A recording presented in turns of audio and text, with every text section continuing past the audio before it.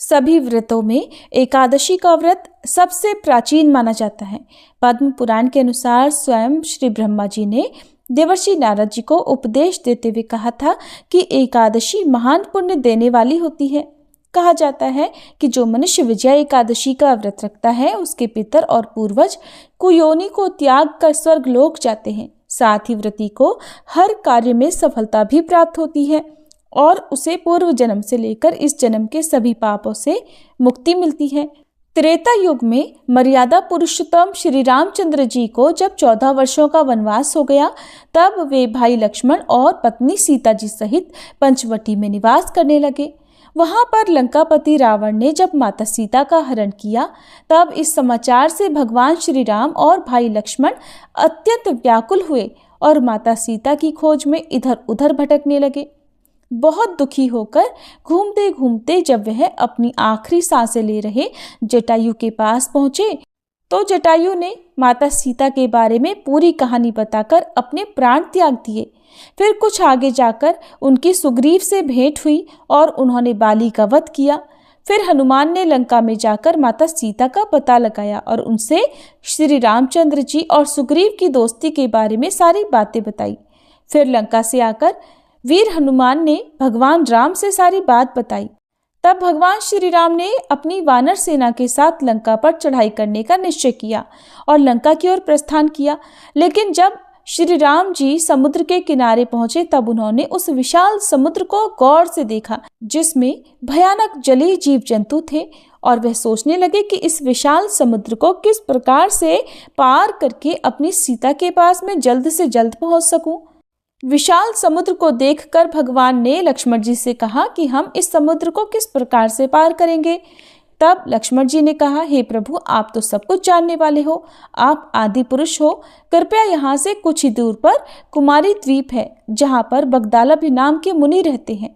उन्होंने अनेक ब्रह्मा देखे हैं। आप उनके पास जाकर इसका उपाय पूछिए, वह अवश्य बताएंगे।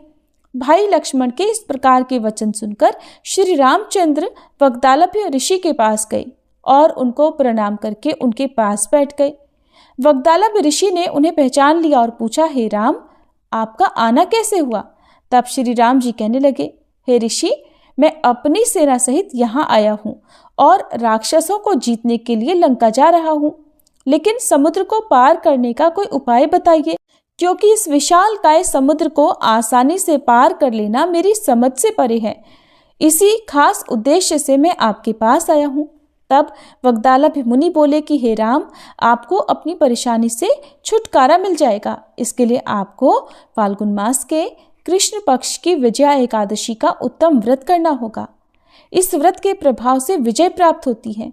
हे राम, यदि आप भी इस व्रत को सेनापतियों सहित करोगे तो आपकी विजय अवश्य होगी। तब राम जी ने ऋषि के कहे अनुसार इस व्रत को किया और इसके प्रभाव से लंका पर विजय प्राप्त की।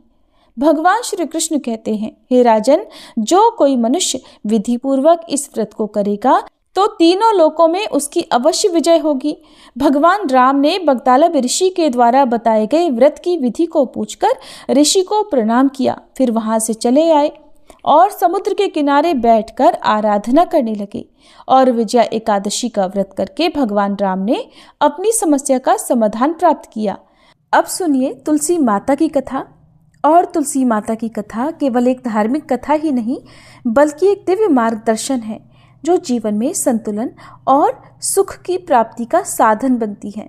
श्री हरि के प्रिय तुलसी माता का व्रत और पूजन व्यक्ति को पापों से मुक्त कर उनके जीवन में पवित्रता और सुख समृद्धि लाता है। तुलसी माता के बिना किसी भी पूजा की पूर्णता अधूरी मानी जाती है, क्योंकि वह भगवान विष्णु की प्रिय पतिव्रता और भक्तों की रक्षा करने वाली हैं। एक बार की बात है, भगवान श्री राम और माता सीता जी अपने 14 वर्ष के वनवास के दौरान चित्रकूट में आराम कर रहे थे। तब तुलसी माता से मिलने वाले पुण्य फलों के बारे में वे आपस में बात कर रहे थे। बातों ही बातों में माता सीता जी के मन में कुछ प्रश्न उठे, तो उन्होंने भगवान श्री राम से कहा, हे प्रभु, मेरे मन में कुछ प्रश्न उठ रहे हैं जिनके उत्तर जानने के लिए मेरा मन बेचैन हो रहा है। तब भगवान श्री राम ने कहा, हे देवी, आपके मन में भला कौन से प्रश्न उठ रहे हैं? आप जल्दी बताइए, मैं आपके सभी प्रश्नों के उत्तर और उनका रहस्य भी जरूर बताऊंगा। तब माता सीता जी ने कहा, हे प्रभु, तुलसी को जल कैसे देना चाहिए और तुलसी को जल देने की सर्वोत्तम विधि कौन सी है? तुलसी को जल देने का मंत्र कौन सा है? तब भगवान श्री राम देवी सीता से कहने लगे, हे देवी, तुलसी जी में जल अर्पित करते समय ये 3 शब्द कहें, जिससे गरीबी दूर हो जाएगी। एक बार माता सीता ने भगवान श्री राम से तुलसी जी को जल देने के महत्व के बारे में पूछा, तो भगवान ने उन्हें उसका महत्व सुनाया। तब आगे माता सीता जी ने कहा, हे स्वामी, आपने मुझे तुलसी जी को जल देने का महत्व तो बता दिया, परंतु अब मेरे मन में ये जानने की जिज्ञासा हो रही है कि तुलसी को जल कैसे देना चाहिए, जल की सर्वोत्तम विधि कौन सी है, जल देने का मंत्र कौन सा है? कृपया आप मुझे इन सभी प्रश्नों का उत्तर दीजिए। तब भगवान श्री राम ने माता सीता जी से कहा, हे प्रिय, जिस प्रकार से मैंने तुम्हें तुलसी का महात्म्य सुनाया है, उसी प्रकार से तुलसी को जल देते समय बोले जाने वाले मंत्र का भी बड़ा महत्व है। ये मंत्र केवल 3 शब्दों का है, परंतु इसका प्रभाव बहुत ही चमत्कारी है।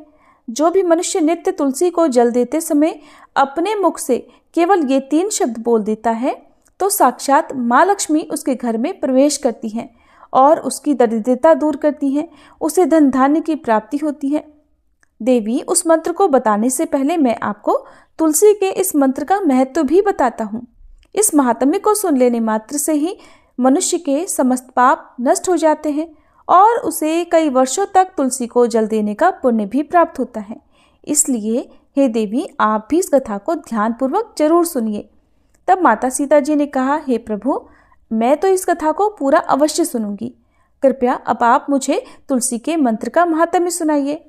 तब भगवान श्री राम कहने लगे, हे देवी, एक समय दक्षिण दिशा में एक अत्यंत शोभायमान नगरी थी। उस नगरी में सुरेश नाम का एक खोटी बुद्धि का ब्राह्मण रहता था और वह पापियों का तो शिरोमणि ही था, सरदार ही था।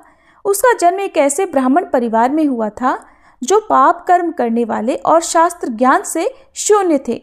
वो जन्म से तो ब्राह्मण था, लेकिन कर्म से वह अत्यंत दुराचारी था। वो ना तो पूजा पाठ करता, न अतिथियों का सत्कार करता और यहाँ तक कि अपने द्वार पर आए हुए अतिथियों को बिना कुछ दान दिए ही निर्दयता पूर्वक भगा दिया करता था। वह सदैव ही पराई स्त्रियों में आसक्त रहता और उसे मदिरा पान करने की भी बुरी लत थी। साथ ही वह मांस भी खाता था। वह दिन में खेतों में काम करके पत्ते बेचकर जीविका चलाता, रात में व्यभिचार करता था। इस प्रकार से उस ब्राह्मण ने अनेक वर्षों तक जीवन बिताया। फिर एक दिन वह दुर्बुद्धि बेचने के लिए पत्ते इकट्ठे करने के लिए एक ऋषि के आश्रम के आसपास घूमने लगा और वहां लगे हुए पेड़ों से पत्ते तोड़ने लगा। तो वहीं पर एक काल रूपधारी काले भयानक सर्प ने उस ब्राह्मण को काट लिया और उसी समय उसकी मृत्यु हो गई। तब उसके बाद 2 यमदूत उसे लेने के लिए उस स्थान पर प्रकट हो गए और उसे उठाकर यमलोक ले जाने लगे। मार्ग में वह यमदूतों के सामने बहुत करुण विलाप करने लगा और बोला, हे दूतों, मुझे कहाँ लेकर जा रहे हो? मुझे छोड़ दो। लेकिन यमदूत उसे ये कहकर घसीटते हुए ले जा रहे थे कि अरे दुष्ट ब्राह्मण, तेरे पाप कर्मों के कारण तुझे सांप ने डस लिया है। अब तो यमराज जी तुझे अवश्य घोर नरक में डाल देंगे। फिर यम के दूत उस ब्राह्मण को लेकर यमलोक पहुंच गए और यमराज जी के सामने खड़े हो गए। तब चित्रगुप्त महाराज जी उस ब्राह्मण का लेखा जोखा निकालकर यमराज जी से कहने लगे, हे धर्मराज, इस ब्राह्मण ने बचपन से लेकर मृत्यु तक पाप ही पाप किए हैं।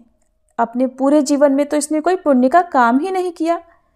तब धर्मराज जी अपने दूतों से कहते हैं, हे दूतों, इस घोर पाप करने वाले ब्राह्मण को उठाकर ले जाओ और इसे नरक में डाल दो। फिर यम के दूत उस पंडित को लेकर नरक की भयंकर अग्नि में धकेल देते हैं। तो अनेक वर्षों तक नरक में सजा भुगतने के बाद उस ब्राह्मण को अपने दूसरे जन्म में एक बैल का शरीर मिला। बैल का जन्म पाकर वह बोझ उठाने का काम करने लगा। उसका मालिक उससे दिन रात काम करवाने लगा। फिर जब उस बैल की शक्ति कम हो गई तो उसके मालिक ने उसे एक लंगड़े आदमी को बेच दिया।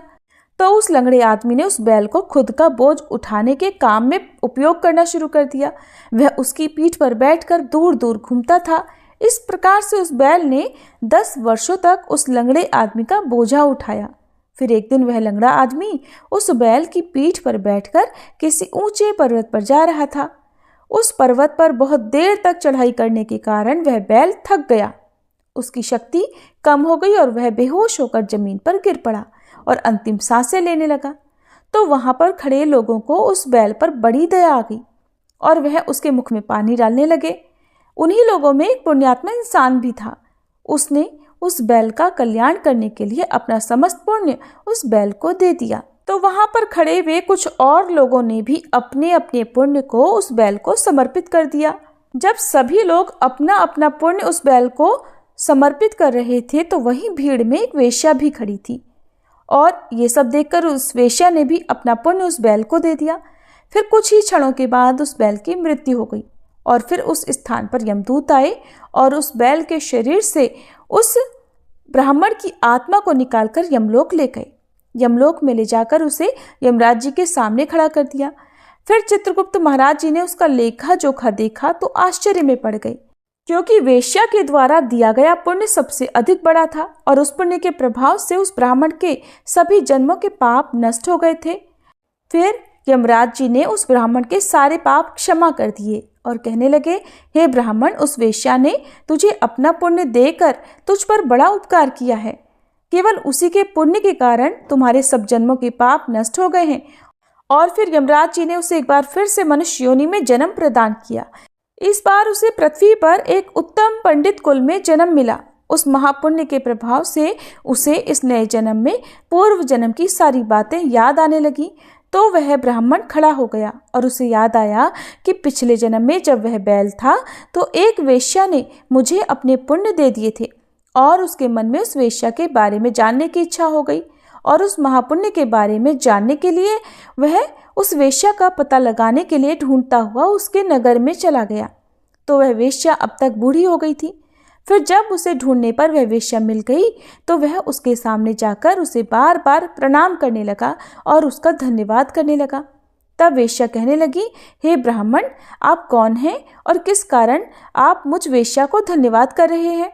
मैंने आपका कौन सा कार्य किया है कि आप मुझे बार बार धन्यवाद दे रहे हैं? तो वह ब्राह्मण कहने लगा, हे माता, मैं वही बैल हूँ जिसे तुमने अपना पुण्य दे डाला था। अपने पाप कर्मों के कारण मुझे पिछले जन्म में बैल का जन्म मिला था और उस पर्वत पर जब मैं मर रहा था तो तुमने मुझे अपना पुण्य दान दिया था और तुम्हारे पुण्य के प्रभाव से ही आज मुझे फिर से मनुष्य जन्म मिला है। तुम्हारे द्वारा दिए गए उसी पुण्य के कारण मुझे अपने पूर्व जन्म की सारी बातें याद है।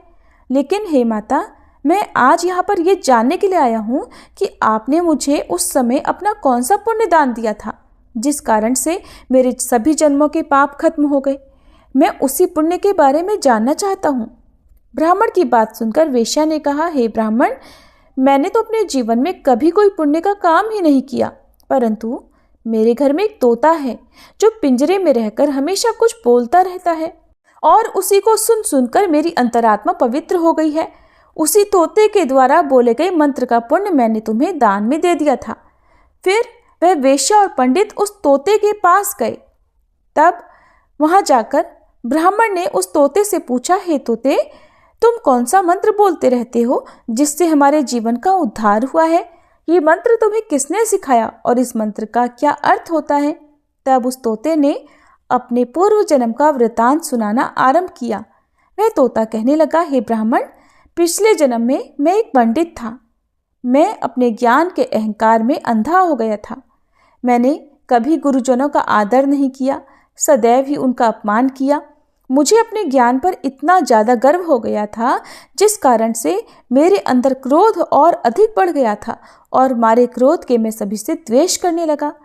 अन्य मनुष्यों को मैं तुच्छ समझने लगा और विद्वानों का तो भरी सभा में ही अपमान करने लगा था। फिर समय बीतने पर मेरी मृत्यु हुई तो मुझे यमलोक ले जाया गया। पूज्य जनों और गुरुजनों का अपमान करने के कारण मुझे तोते के कुल में डाल दिया गया और मेरा जन्म एक तोते के रूप में हो गया।